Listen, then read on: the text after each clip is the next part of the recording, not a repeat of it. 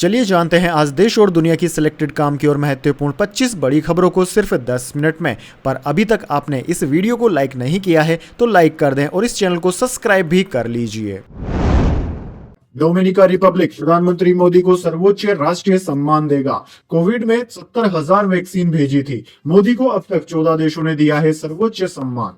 जी हां दोस्तों, कैरेबियाई देश डोमिनिका ने भारतीय प्रधानमंत्री नरेंद्र मोदी को अपना सर्वोच्च राष्ट्रीय पुरस्कार डोमिनिका अवार्ड ऑफ ऑनर देने की घोषणा की है। भारतीय प्रधानमंत्री को कोविड-19 महामारी के दौरान डोमिनिका की मदद करने के लिए यह पुरस्कार दिया जा रहा है। दरअसल दोस्तों, भारत ने फरवरी 2021 में डोमिनिका को एस्ट्राजेनेका कोविड-19 वैक्सीन के 70,000 डोज भेजे थे। यह वैक्सीन डोमिनिका और उसके पड़ोसी अन्य कैरेबियाई देशों के काम आई थी। भारतीय प्रधानमंत्री के डोमिनिका के हेल्थ इंफ्रास्ट्रक्चर में सहयोग के लिए यह अवार्ड दिया जा रहा है। चलिए दोस्तों, जान लेते हैं अगली खबर। दिल्ली में स्मोक, 300 से ज्यादा फ्लाइट्स में देरी, 31 इलाकों में प्रदूषण गंभीर श्रेणी में पहुंचा। सबसे ज्यादा 567 AQI जहांगीरपुरी में दर्ज हुआ।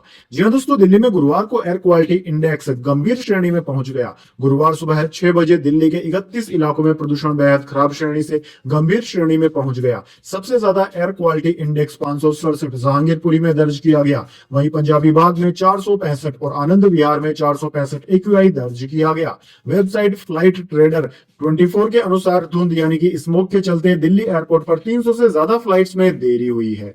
चलिए दोस्तों, जान लेते हैं अगली खबर।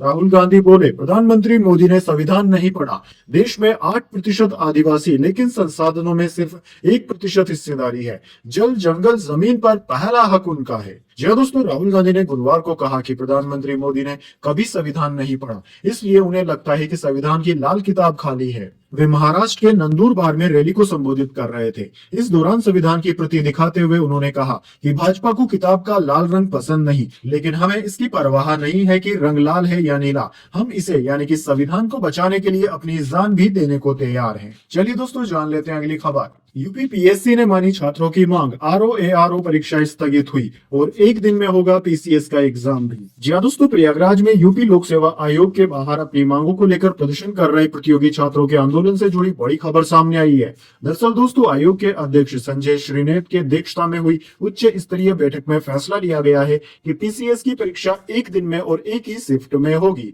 चलिए जान लेते हैं अगली खबर। अब ओवैसी ने 15 मिनट का जिक्र किया, फिर गुस्ताखी होने की एक्टिंग की। उनके भाई 2012 में कह चुके हैं 15 मिनट पुलिस हटा लो। जी हां दोस्तों, हैदराबाद के सांसद और AIMIM चीफ असदुद्दीन ओवैसी ने महाराष्ट्र के सोलापुर में बुधवार को चुनाव प्रचार के दौरान 15 मिनट का जिक्र किया। दरअसल दोस्तों, 2012 में उनके भाई अकबरुद्दीन ओवैसी ने कहा था कि देश से 15 मिनट के लिए पुलिस को हटा दो तो पता चल जाएगा कौन कितना ताकतवर है। चलिए दोस्तों, जान लेते हैं अगली खबर। चुनावी गणित समझ आते ही पीछे हट गई बीजेपी सरकार। यूपी पीएससी विवाद पर बोले अखिलेश यादव।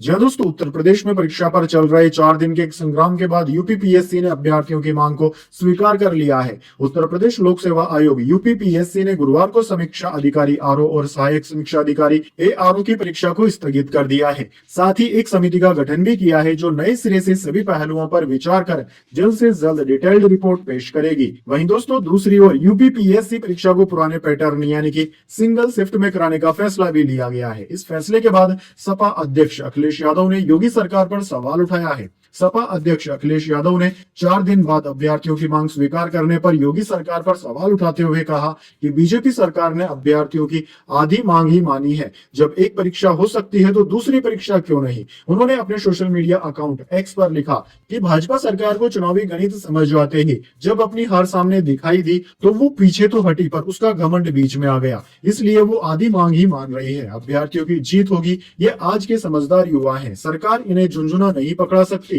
जब एक परीक्षा हो सकती है तो दूसरी क्यों नहीं। चुनाव में हार ही भाजपा का असली इलाज है। जब भाजपा जाएगी तब नौकरी आएगी। चलिए दोस्तों, जान लेते हैं अगली खबर। ट्रंप ने तीसरी बार राष्ट्रपति बनने की इच्छा जताई। इसके लिए अमेरिकी संविधान बदलना होगा। लोगों से समर्थन मांगा। पत्नी व्हाइट हाउस में नहीं रहेगी।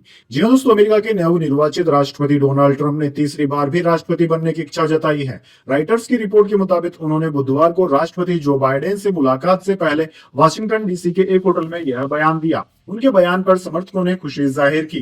ट्रंप ने अमेरिकी संसद के निचले सदन के सदस्यों से कहा कि मुझे लगता है कि मैं फिर से राष्ट्रपति पद के लिए चुनाव नहीं लड़ूंगा, लेकिन आप अगर ऐसा चाहेंगे तो मैं ऐसा सोच सकता हूं। अमेरिका में 2 बार राष्ट्रपति बनने का प्रावधान है। दरअसल दोस्तों, ट्रंप दूसरी बार राष्ट्रपति चुने गए हैं। इससे पहले वह 2017 से 2021 तक राष्ट्रपति रह चुके हैं। चलिए दोस्तों, जान लेते हैं अगली खबर। बीएसएनएल ने लॉन्च कर दिया भारत का पहला सैटेलाइट टू डिवाइस सर्विस। अब नेटवर्क के बिना भी हो सकेगी कॉलिंग। जी हाँ दोस्तों, बीएसएनएल ने भारत में पहली सैटेलाइट टू डिवाइस सर्विस को लॉन्च कर दिया है, जो देश के सबसे दूर दराज इलाकों में भी कनेक्टिविटी प्रदान करेगी। दरअसल दोस्तों, बुधवार को दूरसंचार विभाग डोट ने इसकी घोषणा की और बताया कि यह सर्विस अमेरिकी कंपनी वियासेट के कोलैबोरेशन से शुरू की गई है। इस नई टेक्नोलॉजी का उद्देश्य ऐसे क्षेत्रों में कनेक्टिविटी प्रदान करना है जहां सामान्य मोबाइल नेटवर्क नहीं पहुंचता है। दोस्तों, आपको बता दें, आज भी भारत में ऐसे कई इलाके हैं जहां जियो, एयरटेल, वोडाफोन आइडिया समेत किसी भी टेलीकॉम कंपनी का नेटवर्क नहीं पहुंच पाता है। चलिए दोस्तों, जान लेते हैं अगली खबर। अशोक गहलोत ने उनियारा घटनाक्रम में सरकार पर साधा निशाना। कहा, राजस्थान में सरकार का इकबाल खत्म हो रहा है, कानून व्यवस्था ठप है। जी हाँ दोस्तों, पूर्व मुख्यमंत्री अशोक गहलोत ने उपचुनाव के दौरान उनियारा में हुई घटना पर भाजपा पर जमकर निशाना साधा। उन्होंने कहा कि राजस्थान में सरकार का इकबाल खत्म हो चुका है, कानून व्यवस्था ठप हो चुकी है। गहलोत बोले, नरेश मीणा चुनाव में किसकी शरह पर खड़े हुए कोई व्यक्ति अधिकारी को थप्पड़ लगाए, ऐसी स्थिति क्यों बनी। गहलोत बोले, हम बार बार सरकार को कह रहे हैं कि गुड गवर्नेंस दे, इकबाल खत्म होने पर लोग कानून हाथ में लेते हैं। चलिए दोस्तों, जान लेते हैं अगली खबर। मोदी बोले, महायुति में ही महाराष्ट्र की तरक्की। एक तरफ संभाजी महाराज को मानने वाले देशभक्त, दूसरी तरफ उनके कातिल को मसीहा मानने वाले। जी दोस्तों, प्रधानमंत्री मोदी की आज महाराष्ट्र में 3 रैलियां हुई। छत्रपति संभाजी नगर में पहली रैली में उन्होंने कहा कि महाराष्ट्र का यह चुनाव सिर्फ नई सरकार चुनने का ही चुनाव नहीं है, बल्कि इस चुनाव में एक तरफ संभाजी महाराज को मानने वाले देशभक्त हैं, तो दूसरी ओर औरंगजेब के गुणगान करने वाले लोग हैं। कुछ लोगों को छत्रपति संभाजी के कातिलों में मसीहा नजर आता है। उन्होंने कहा कि पूरा महाराष्ट्र जानता है कि छत्रपति संभाजी नगर को यह नाम देने की मांग बाला साहेब ठाकरे ने उठाई थी। अघाड़ी सरकार की 2.5 साल सत्ता रही, लेकिन कांग्रेस के दबाव में इन लोगों की हिम्मत नहीं हुई। चलिए दोस्तों, जान लेते हैं अगली खबर। दिल्ली में बढ़ते प्रदूषण के बाद GRAP 3 लागू करने का फैसला।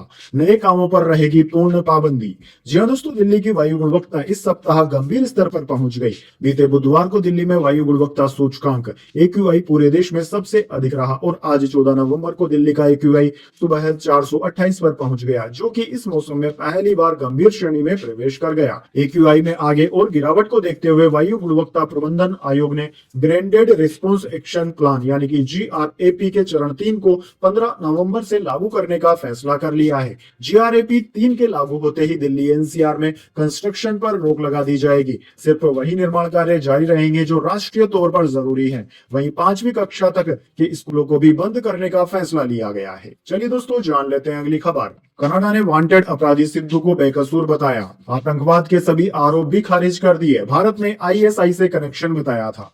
जी हाँ दोस्तों, कनाडा ने भारत में भगोड़े आतंकवादियों की लिस्ट में शामिल अपराधी संदीप सिंह सिंधु उर्फ सनी टोरेंटो को बेकसूर करार दिया है। सनी पर लगे आतंकवाद फैलाने के आरोपों की जांच Canadian security intelligence service CSIS कर रही थी। एजेंसी ने उसे क्लीन चिट दे दी है। Sunny Canada border services agency CBSA में तैनात था। उसे वापस सुप्रीडेंट के पद पर तैनात भी कर दिया गया है। सनी पर भारत में शौर्य चक्र विजेता बलविंदर सिंह संधू की हत्या करने का आरोप लगा है। चलिए दोस्तों, जान लेते हैं अगली खबर। MCD पर फिर आम आदमी पार्टी का हुआ कब्जा। महेश खींची ने 3 वोटों से जीता मेयर का चुनाव। जी हाँ दोस्तों, MCD में एक बार फिर से आम आदमी पार्टी का मेयर बना है। आम आदमी पार्टी उम्मीदवार महेश खींची चुनाव जीतकर मेयर बन गए हैं। उन्होंने बीजेपी उम्मीदवार किशन लाल को 3 वोटों से हरा दिया। दरअसल दोस्तों, गुरुवार को दिल्ली नगर निगम के मेयर और डिप्टी मेयर पद का चुनाव हुआ। मेयर पद के लिए कुल 265 वोट पड़े, जिनमें से 2 वोट अमान्य करार दे दिए गए, जबकि 263 वोटों में से आम आदमी पार्टी उम्मीदवार महेश खींची को 133 वोट मिले और बीजेपी उम्मीदवार किशन लाल को 130 वोट मिले। इस तरह से वे 3 वोट से जीत गए हैं और दिल्ली के नए मेयर भी बन गए हैं। चलिए दोस्तों, जान लेते हैं अगली खबर। अब बीजेपी में CM योगी के बटेंगे तो कटेंगे बयान का विरोध। पंकजा मुंडे बोली, सच कहूं तो मैं इस तरह की राजनीति में विश्वास नहीं रखती। जी हाँ दोस्तों, महाराष्ट्र विधानसभा चुनाव के बीच उत्तर प्रदेश द्वारा दिया गया नारा बटेंगे तो कटेंगे जोर शोर से गूंज रहा है। साथ ही इस नारे पर महाराष्ट्र में सियासत भी तेज हो गई है। दरअसल दोस्तों, इस नारे पर महायुति के नेताओं के बीच ही तकरार होने लगी है। कोई इसे सही बता रहा है तो कोई कहता है कि ऐसे नारों की कोई जरूरत नहीं है। इसी बीच दोस्तों, बीजेपी की वरिष्ठ नेता पंकजा मुंडे ने भी इसका समर्थन नहीं किया। द इंडियन एक्सप्रेस को दिए गए एक इंटरव्यू में बीजेपी की एमएलसी पंकजा मुंडे ने कहा कि सच कहूं तो मेरी राजनीति अलग है। मैं सिर्फ इसलिए इसका समर्थन नहीं करूंगी क्योंकि मैं उसी पार्टी से हूं। रिलायंस डिज्नी का मर्जर हुआ पूरा। इनके 120 चैनल और 2 ओटीटी प्लेटफॉर्म है। भारत का सबसे बड़ा एंटरटेनमेंट प्लेटफॉर्म, 75 करोड़ दर्शक हैं। जी हाँ दोस्तों, डिज्नी और रिलायंस एंटरटेनमेंट अब एक हो गए हैं। दोनों कंपनियों ने आज यानी कि 14 नवंबर को मर्जर पूरे होने की घोषणा कर दी। अब ये भारत की सबसे बड़ी एंटरटेनमेंट कंपनी होने के साथ एक स्पोर्ट्स पावर हब भी बन गया है। मर्जर के बाद ये भारत की सबसे बड़ी एंटरटेनमेंट कंपनी भी बन गई है। ये एक स्पोर्ट्स पावर हाउस भी है। इसके पास 2 ओटीटी और 120 चैनल है। कंपनी के पास पूरे भारत में 75 करोड़ दर्शक होंगे।